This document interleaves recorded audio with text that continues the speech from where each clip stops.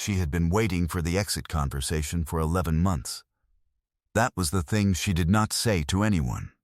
Not to her best friend Kezia, not to her mother, not to the journal she kept in the Notes app on her phone that she never actually reviewed, because reviewing it required looking at the version of herself that wrote things at midnight, when the filter was down. She did not say it because saying it required explaining a sequence of events that made her sound, at minimum, confused about her own decisions, and at maximum, like a woman who had submitted a resignation letter and then, for 11 months, continued showing up to the job she had resigned from, without demanding to know why no one had processed her resignation, which was, if she was being precise, exactly what had happened. She had submitted the letter on a Thursday.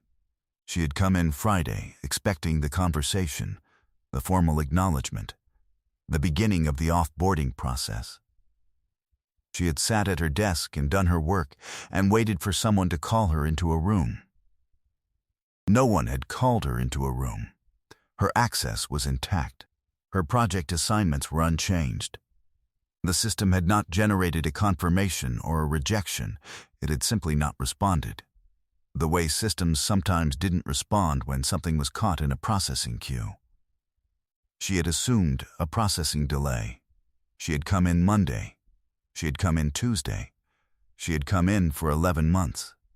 And the resignation had lived in the specific category of things she was waiting to understand, and she had not submitted a second letter, because submitting a second letter felt like an accusation, like she was saying, "I know you received the first one."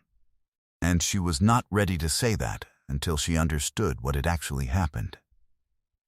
She had not understood. She had kept coming in, and the work was. The work was what it had always been. Precise, demanding, the specific satisfaction of a complex system running the way a complex system was supposed to run when someone was paying full attention to it. She was good at it. She had always been good at it. The organizational psychology degree she had spent 3 years earning and had never disclosed to anyone at the Yoon Group had given her a framework for what she was watching here. Not just the task management and the operational coordination, but the human architecture underneath. The way the organization's behavior revealed the intentions of the people running it. She had been reading that architecture for 2 years before she wrote the letter. She had spent the 11 months since writing it reading it, with a different kind of attention. What she was reading had changed. Slowly, specifically, in ways she could not have predicted from the Thursday evening when she sat in her apartment and typed 2 paragraphs and hit submit. She was still working out what it meant. She was still working out a lot of things about Yoon Ji-ho that she was not supposed to be working out. The Yoon Group occupied the 32nd through 35th floors of a glass tower on LaSalle Street that had the particular anonymity of a building that housed 17 different companies and had no architectural ambition beyond housing them. The lobby communicated function, not arrival. The elevator was fast. The 32nd floor, where Amani's office was organized with the specific efficiency of a company that had decided its aesthetic was competence. Clean lines, good lighting. The kind of workspace that said we are serious about the work, rather than we are serious about being perceived as serious about the work. She had noticed this on her first day, and it had been, absurdly, one of the things that made her take the position. The absence of performance. The specific seriousness of a company that had organized its physical space around function rather than impression. She had spent month 18 understanding that the function the physical space served was larger and more complicated than the company's public documents described. She had spent months 19 through 22 deciding what to do about it. She had written the letter. She was now in month 33. She thought about the letter on a Tuesday morning while reviewing the Q3 operational budget, which she was reviewing because the Q3 operational budget had a line item that did not match the supporting documentation and had not matched it for 3 quarters running, and she had been tracking this discrepancy with the specific patience of a woman who had watched what happened when financial discrepancies were ignored and was not going to ignore this one, and who was also aware that the line item in question was the kind of line item that existed at the border of the two faces of this organization, and that she was reading it with an eye that the organization did not officially know she had. This was the situation she had been in for 11 months. This was the situation the resignation letter was supposed to have resolved. She set down the budget report and looked at her office ceiling for a moment. Then she picked it up again, because the Q3 budget was not going to resolve itself, and she was a woman who finished what she started. She had spoken to Yoon Ho 47 times in 33 months. She had counted without meaning to. Because she counted things and the counting was automatic, and she had, at some point in the 11 months since the letter, become interested in the count in a way she was not going to examine too directly. 47 conversations, ranging from the 3-sentence briefing to the one conversation on a Tuesday in February that had lasted 2 hours and covered the organizational restructuring proposal she had built, and he had asked her to present directly rather than through the team lead, which was the first time he had asked her for a direct presentation, and which had lasted 2 hours because he asked the kind of questions that required real answers. She had given him real answers.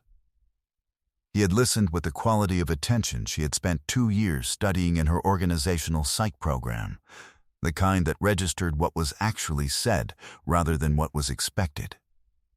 She had come out of that meeting and sat at her desk and opened the Notes app and written. At 4:30 in the afternoon, with her filter fully operational and no excuse of midnight, he is trying to do something. I don't know what it is yet. But he is trying. She had not deleted that note. She had been thinking about it for 9 months. If you're new here, welcome home, quiet storm chasers and soul-deep feelers. Drop a like, subscribe, and leave your city in the comments. I want to see every corner of the world this story reaches tonight. Every one of you makes it possible to keep building these worlds. Now get still. We're going all the way in. The Q3 discrepancy resolved itself on a Wednesday, not because the documentation improved, but because she found the thread that explained it, and the thread led somewhere that confirmed what she had been watching for 9 months, and also complicated it in ways she was going to need time to process. She went to him. She had learned, in 33 months, the specific grammar of going to Yoon Ho with something real. You did not request a meeting through the scheduling system for things that mattered, because the scheduling system added a layer of formality that changed what could be said. You appeared in the doorway of his office at a moment when the formality layer was thinner, late afternoon, when the day's structured obligations had been met and the specific quality of his attention was more available. You said what you came to say directly. You did not perform your way into it. She appeared in his doorway at 4:55 on a Wednesday. He looked up from the document he was reading, and his attention shifted to her with the speed and completeness that she had spent 9 months trying not to think about too specifically. The Q3 line item, she said. I found the thread. Come in, he said. She came in. She sat across from him. Not the chair to the side, which was the chair of someone delivering information, but the chair directly across, which was the chair of someone having a conversation. She had started using that chair approximately 7 months ago. He had not said anything about it. She told him what she had found. The thread ran from the budget line item through 3 levels of accounting infrastructure, and resolved in a transfer structure that was documented in a way that was technically compliant and practically opaque, and that she could read because she had spent 2 years learning to read this organization and 7 months reading it with a specific interest in the border between its 2 faces. She told him what the transfer structure was for. She told him what it revealed about the ratio between the organization's legitimate and non-legitimate revenue streams, and how that ratio had changed over the past 6 quarters. He listened. He did not interrupt. He asked one question at the end, which was, "What does the trajectory tell you?" She had prepared for this question, not because she knew he would ask it, but because she had been thinking about the answer for 9 months. "That someone is trying to shift the ratio," she said. "Deliberately, over time. The legitimate revenue share has increased by 11 points in 6 quarters, which is not an accident and is not market performance. It's architectural. Someone is building the legitimate side on purpose." She held his gaze. "The question I can't answer from the documents is whether that's the goal or the cover." He was very still. "What would it take to answer it?" he said. "Knowing what the person running it is actually trying to do," she said. "The documents can tell you the what. They can't tell you the why." The office was quiet. Through the window, LaSalle Street's late afternoon moved at the speed of a city that did not know what was being said 32 floors above it. "The why," he said, "is that the dark side of this organization was inherited, not chosen, and has been impossible to exit without catastrophic rupture, and the only viable path is making the legitimate side large enough and stable enough that the dark side can be allowed to atrophy without anyone inside it having enough leverage to prevent it." He said it the way she said things she had decided to say, directly, without softening, with the awareness that the saying was its own kind of commitment. That is what the trajectory tells you, if you know the why. She held what he had just said. She held the specific enormity of it. A man telling her, in a sentence, the thing he had been carrying alone for 9 years. The plan he had not told anyone. The attempt he had not disclosed. "How long?" she said. 9 years. She thought about the organizational psychology thesis she had written at 26, the one on institutional transformation within legacy structures, on how organizations built around illegal activity could be restructured toward legitimacy if the transformation was gradual enough and the legitimate infrastructure became sufficiently dominant. She thought about the thesis abstract. She thought about the fact that her degree and thesis were in her personnel file. She thought about a Thursday evening and a letter she had submitted, and a processing delay that had lasted 11 months. Something arrived in her chest, not yet understanding, but its precursor. The specific sensation of pieces that have been in separate locations beginning to locate each other. "You read my thesis," she said. He was quiet for a moment. "The abstract is in your file," he said. "I read it the night." He stopped. "I read it at some point during the first year of your employment. The specific hedging of at some point." She filed it. "My thesis was on institutional transformation within legacy criminal structures," she said. "It was my dissertation. The title is in my file." She looked at him. "You hired an organizational psychologist whose graduate work was specifically on what you are attempting to do. The firm's hiring process doesn't evaluate graduate research relevance," he said. Carefully, "That's not what I asked." The silence. "No," he said. "I read the thesis. Before you were hired." A pause. It was the determining factor. She absorbed this. She thought about 33 months of being the third person to hold the role in 4 years. She thought about arriving in an organization that consumed people and learning to read it and surviving by being precisely useful and staying in her lane, and then, in month 18, beginning to understand what she was in the middle of, and then, in month 22, writing the letter. "My resignation letter," she said. She said it the way she said things she had been carrying for a long time and had decided were going to be said today. "I submitted it 11 months ago." He did not move. "The system didn't process it," she said. "I assumed a technical delay. I came in the next day and my access was intact and no one said anything and I..." She stopped. She found the sentence. I stayed because I didn't understand what had happened, and I didn't submit a second letter because it felt like an accusation I couldn't support without understanding the first one. She looked at him directly.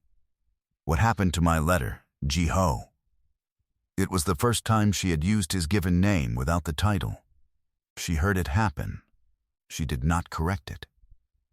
He met her gaze. He held it for 3 seconds. He said, I deleted it. The office went quiet in the way of rooms where something that has been in the air has finally landed. You deleted it, she said. I have administrative override on the HR system. Your letter was routed to my review queue before processing. I read it at 11:47 p.m. on a Thursday. I deleted it at 12:31 a.m. He said it without the management. Without the controlled presentation she had watched him maintain through 47 conversations in 33 months. The plain version. I deleted it because I was not ready to lose the one person in this organization who had read it accurately and made the right decision about it. She was still.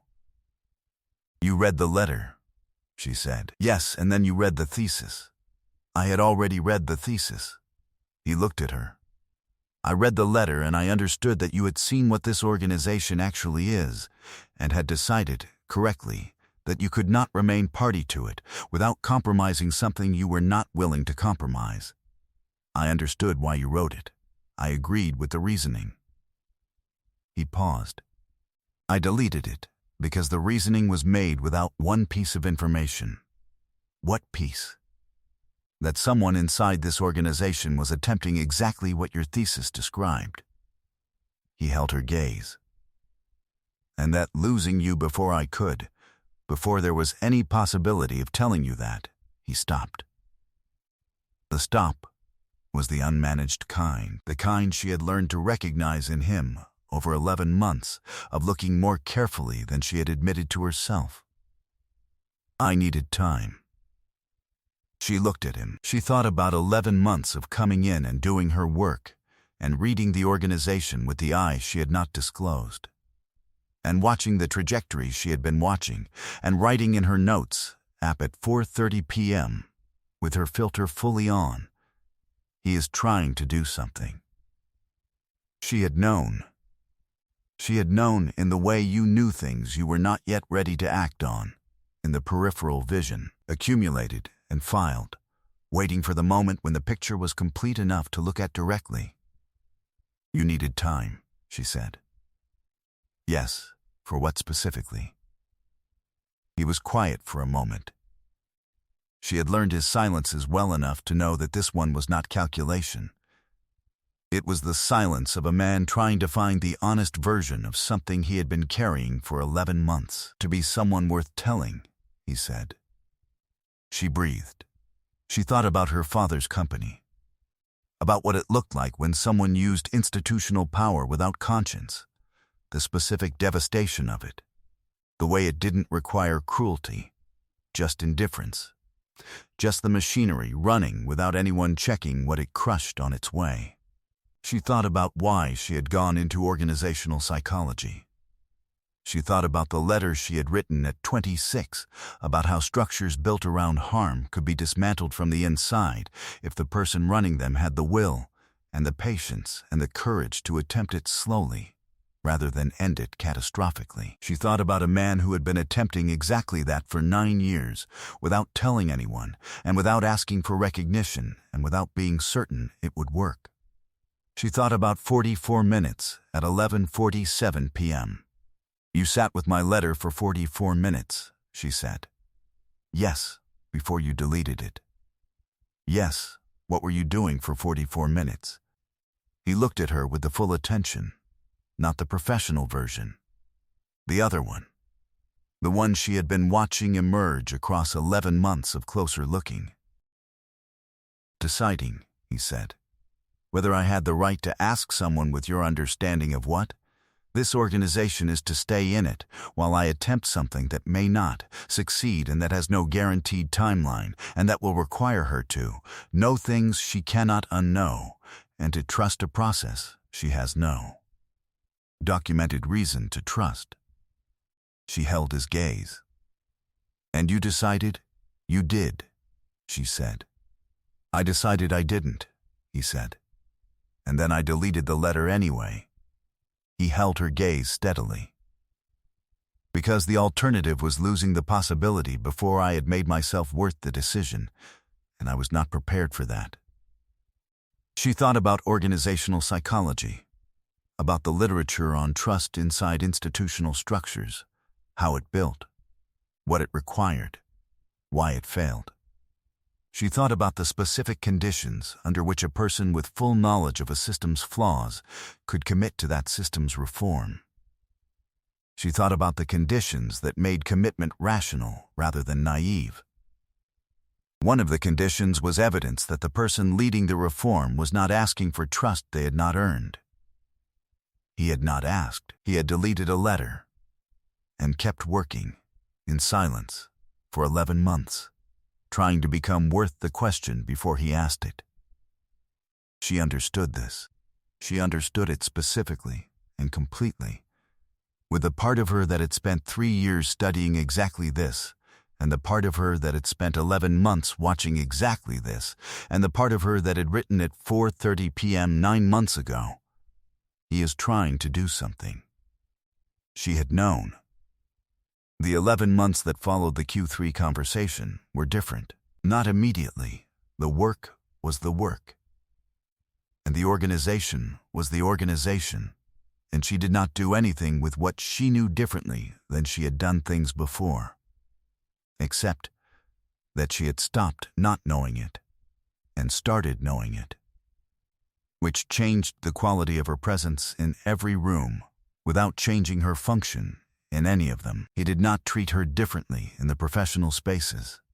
This was, she understood, deliberate, a recognition that changing how he behaved toward her in the organizational context would insert a variable that the organization didn't need and that she hadn't asked for. He kept the meeting grammar the same. He used the scheduling system the same way. The 47th through 73rd conversations were conducted with the same professional clarity as the first 46. What changed was everything else.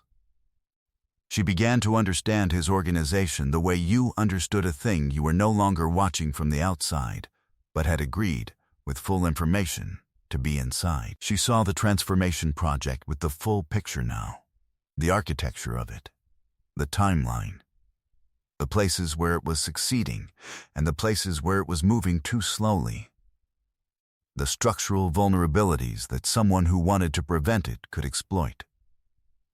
She did not offer this observation unsolicited. She offered it when the work required it, and the work increasingly required it. He listened. He adjusted. 3 times in 11 months he changed a decision based on something she said, and twice he told her he had changed it, and once she found out on her own and understood it without being told. The once she found out on her own was the one she thought about most. The quiet evidence of a man who did what he did regardless of whether she would notice, who was not performing the attempt for her benefit, who had been not performing it for 9 years and was not going to start now. She thought about this on a Tuesday in December, sitting at her desk with the Q3 follow-up report open on her screen, and she wrote in the Notes app at 3 in the afternoon, "I trust him." And then she looked at it, and then she added, "That is the most complicated sentence I have written in 33 months, and also the most accurate." She did not delete it. He took her to dinner on a Friday in January. Not through the scheduling system. He appeared in her office doorway at 5:30 and said, "I'd like to take you to dinner tonight, if you're free." No professional wrapper. No organizational context. The plain version. She was free. The restaurant was not the kind of restaurant that announced itself. It was the kind of restaurant that existed for people who did not need announcement. Small. Specific. The food the kind that required thinking about rather than reacting to.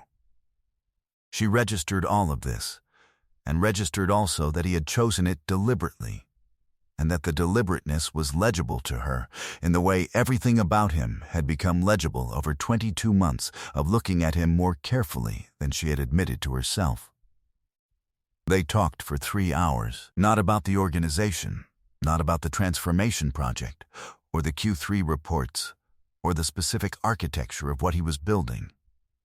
They talked about her father's company, about the contract dispute, and the litigation, and the specific weight of watching something someone built with their hands get dismantled by people with better lawyers. She told him things she had not told anyone at the Yoon Group in 33 months, and a few things she had not told anyone at all.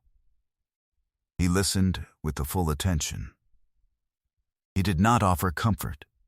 He offered presence, the specific quality of someone who understood that the loss was real, and that what it required was not fixing, but witnessing.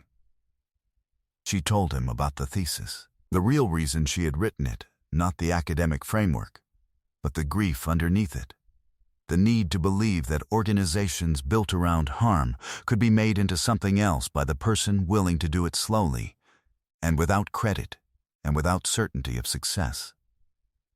He was quiet for a moment after this. Then he said, "Is that what you see here?" She looked at him across the restaurant table. She thought about 44 minutes at 11:47 p.m. About 9 years of a plan no one knew. About a trajectory that was 11 points in 6 quarters and still moving. "Yes," she said. He looked at her with the thing she had been watching build for 22 months. The version of him that existed when nothing was being managed and nothing was being performed, and the question was simply who he was when the machinery wasn't running. "I want to tell you something," he said. She waited. "The night I read your letter," he said, "I read your thesis abstract, and I understood what you had seen and why you had decided what you decided. And I sat for 44 minutes with the understanding that the most honest response to your letter was to let it process." He said it carefully, with the precision of a man who had been over this sentence many times. "The honest response was to let you go, because you had made the right decision with the information you had, and the information I had was not mine to give you yet." He looked at her. "I deleted it anyway. I have thought about whether that was right for 11 months, and I am still not certain." She held this. "The question is not whether it was right," she said. "The question is what you were hoping for." He was quiet. "Time," he said, "to become what I said before. Someone worth the decision." He held her gaze. "I think I needed you to see what I was attempting before I could ask anything. I needed the attempt to be legible, not just the asking." She thought about the Q3 conversation, about to be someone worth telling, about 9 months of watching the attempt from the inside with full information, and the trust note at 3 p.m., and the specific quality of a man who did not change his behavior based on whether she was watching. "It was legible," she said. He heard what that meant. "Then, I want to ask you something," he said. He said it in the way of things that had been decided a long time ago, and were finally arriving in the moment that had been built toward. "Not tonight. I'm not. Tonight is not when I'm asking. I'm telling you that I intend to ask, so that you have time, which is something I denied you once, and am not going to deny you again." She looked at him. She thought about this. She thought about the specific grammar of a man who had learned, from one decision he was still not certain about, to give her time before asking her for something, who had absorbed the lesson and was applying it before he needed to. "When?" she said. "When you've had enough time to decide what you want the answer to be," he said. Without the deletion in the way. Without the 11 months of not knowing. With the full picture. She looked at him, across the table. She looked at the man who had been attempting for 9 years, alone, without credit, something that might not succeed, and who had read a letter she had written and understood it, and agreed with it, and deleted it anyway, because he was not ready to lose the possibility before he had made himself worth the question. She thought about trust inside institutional structures, about the conditions that made it rational, about evidence accumulated over time, and the absence of performance in the decisions made when no one was looking. She thought about her father and the company and the litigation.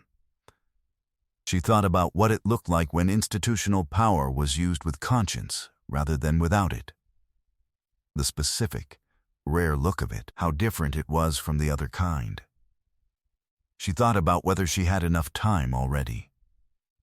"I know what I want the answer to be," she said. He was very still.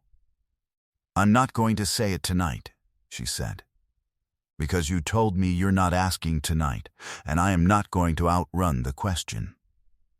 She held his gaze. "But I want you to know that I've had the full picture for 9 months, and it hasn't changed what I think." She paused. "And I want you to know that the deletion, I understand why you did it. I don't know if it was right either, but I understand it." She looked at him. "The 44 minutes. You were trying to figure out if you had earned the right to ask me to stay. That's not a small thing to sit with." He held her gaze. "No," he said quietly, "it wasn't." She picked up her glass. She said, "Tell me the rest of the timeline. The legitimate side, where does it need to be before the atrophy becomes structurally irreversible?" He looked at her for a moment. Then the corner of his mouth moved. Fractional, specific, the version of expression she had learned to read as the thing that happened when something arrived that he had not been calculating, and that he was not going to pretend he had been. He told her the timeline. They talked until the restaurant was empty. He asked her on a Thursday in April. She had known it was coming, had known it the way she knew the things she had decided not to say yet, which was precisely and in advance. He had called her the night before and said, "Tomorrow, if you're free in the evening." She had said yes. She had thought about what the call meant and had confirmed what she already knew and had gone to sleep and woken up and done her work and arrived in the evening. He had taken her back to the same restaurant. She had registered this, the same table, the same specific quiet, the return to the place where she had told him the answer was already there. They ate. They talked. The conversation was the kind that existed when two people had stopped performing at each other and were simply in the same space with the same understanding and the same amount of time. At the end of the evening, he said, "The letter." She waited. "I should have let it process," he said. "I know this. The decision was mine to make, and I made it for reasons I believed in, and I have not been able to decide, in 11 months, whether those reasons were good enough to justify what I took from you. The knowledge that your choice was your choice, made with full information, honored by the person it was directed at." He looked at her steadily. "I can't give you those 11 months back. I can tell you that every day of them I tried to make the attempt visible enough that if you ever found out, the finding out would land alongside evidence, not just the asking." She looked at him. "I'm going to ask you something," he said, "and I need you to know that the answer you give is the answer, not a beginning of a negotiation. If you say no, the organization is the organization, and you are you, and the work continues, and I will not ask again." He held her gaze. "I need you to know that before I ask." "I know that," she said. He reached into his jacket. He put a small box on the table between them. He did not open it. He looked at her and he said, in the same voice he used for things that had been decided a long time ago, I deleted your letter because I had not yet made myself worth the decision you were about to make. I have spent 22 months trying to change that. I want to spend the rest of whatever time this takes still trying, with you in it, with you knowing everything, with no more deletions. A pause. Will you marry me? She looked at the box on the table. She looked at the man across from it. She thought about the thesis she had written at 26, and the letter she had written at 29, and the Q3 conversation, and the notes app at 3 p.m., and trust inside institutional structures, and the specific conditions under which commitment became rational rather than naive. She thought about 44 minutes at 11:47 p.m. about a man sitting with a decision about whether he had earned the right to ask. About 9 years and 11 points, and a trajectory that was still moving. She thought about whether he had earned it. She thought about whether she had the answers she said she had. She opened the box herself. She looked at what was inside it. She looked at him. You could have just asked me to stay, she said, 11 months ago. You could have told me what you were trying to do and asked me to stay and given me the choice. Yes, he said. Why didn't you? Because asking you to stay required me to tell you what I was attempting, he said quietly. And telling you what I was attempting required me to trust that you would not, that you would see it the way I needed it to be seen. And I did not trust that yet. He held her gaze. Not because of you. Because I had not yet trusted it to anyone, and I did not know how. A pause. I needed to watch you for longer. I needed to see what you did with what you knew. I needed the Q3 conversation and everything after it before I could trust that I was seeing you accurately and not seeing what I wanted to see. She looked at him. And now, she said, now I see you accurately, he said.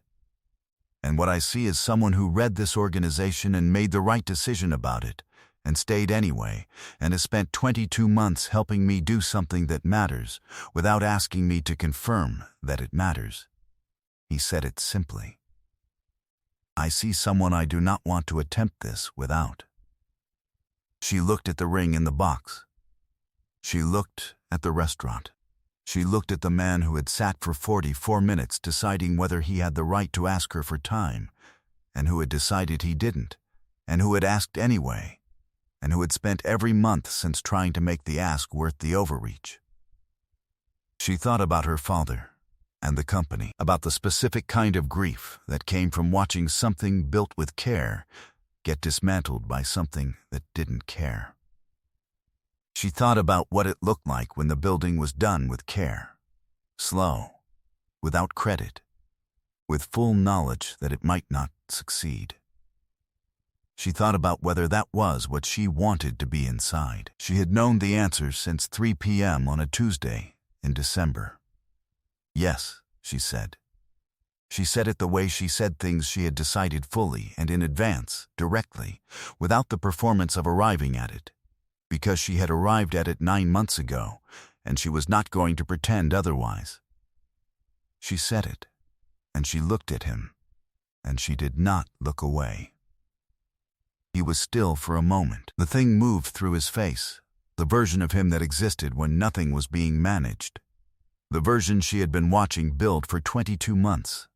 I owe you an apology, he said, for the deletion. I've owed it for 11 months. Yes, she said. You do. I'm sorry, he said. No qualifier, no self-defense. The plain version. She held it. She let it be what it was. I know, she said. I accept it. She looked at him. And I want you to know that I understand it. The 44 minutes. What you were trying to work out. She paused. You were trying to figure out if the attempt was enough to ask someone with my understanding of what this organization is to become part of it, permanently. She held his gaze. It is. But not because the attempt is complete. Because you're still making it. He looked at her. You're still making it, she said again, more quietly. That's what the thesis was about. That's what your 9 years has been about. The making is the thing, not the finishing. An organization doesn't become legitimate through a single decision. It becomes legitimate through the accumulated weight of decisions made in the right direction, over time, by someone who keeps making them. She paused. You've kept making them. He was quiet for a long time. So have you, he said. For 11 months. With information you had no obligation to stay inside. She looked at the ring in the box. She looked at the man who had needed 44 minutes to decide whether he had the right to ask her for time, and had then spent 22 months making himself worth a different and larger question.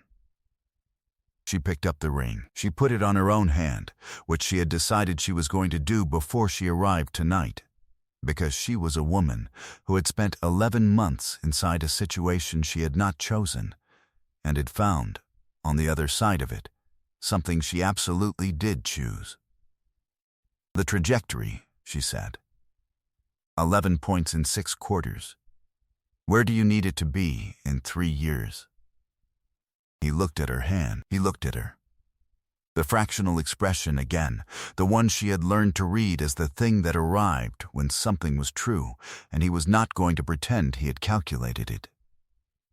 Significantly further, he said. Then we have work to do, she said. Yes, he said. We do. She picked up her glass. He picked up his. The restaurant's quiet held around them, the specific quiet of a room that had witnessed something it was not going to disturb with noise. She thought about organizational psychology and institutional transformation and the conditions under which commitment became rational rather than naive.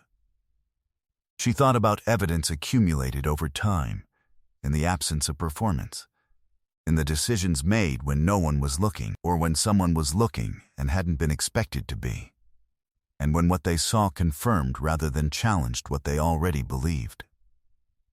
She thought about a letter she had submitted at 11:47 p.m. on a Thursday, and 44 minutes of a man deciding whether he had earned the right to ask for time, and 11 months of staying without knowing she had been kept, and 22 months of watching the attempt from the inside with the full picture, and the trust note, and the trajectory still moving.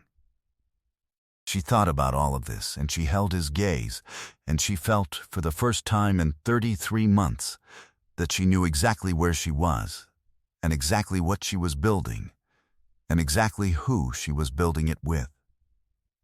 It was enough. It was more than enough. It was the thing the thesis had described in academic language at age 26, which was, the moment a structure built around harm becomes something else, not through the completion of the attempt, but through the recognition, by someone who understands what the attempt costs, that it is real. She had recognized it. She had said yes. He had deleted her letter because he was not ready to lose her. He had spent 22 months becoming someone worth asking. She had spent 22 months deciding the answer was yes. Neither of them had said any of this out loud, until they said all of it. That was the thing about two people who read structures for a living. They had both seen it long before they named it. The naming was just the last piece of something that had already been built. Thank you for being here with us tonight, quiet storm chasers and soul-deep feelers. If this one landed where I hoped it would, drop a like. Share it with someone who needed to believe in a slow, true thing, and leave your city in the comments. I want to see every corner of the world this story reached. If you're new here, subscribe. We build worlds like this every single week, and I want you here for all of them. This has been our most complete season yet. 7 stories. 7 women who were exactly who they were when no one was watching, and 7 men who finally saw it. I'll see you at the next one.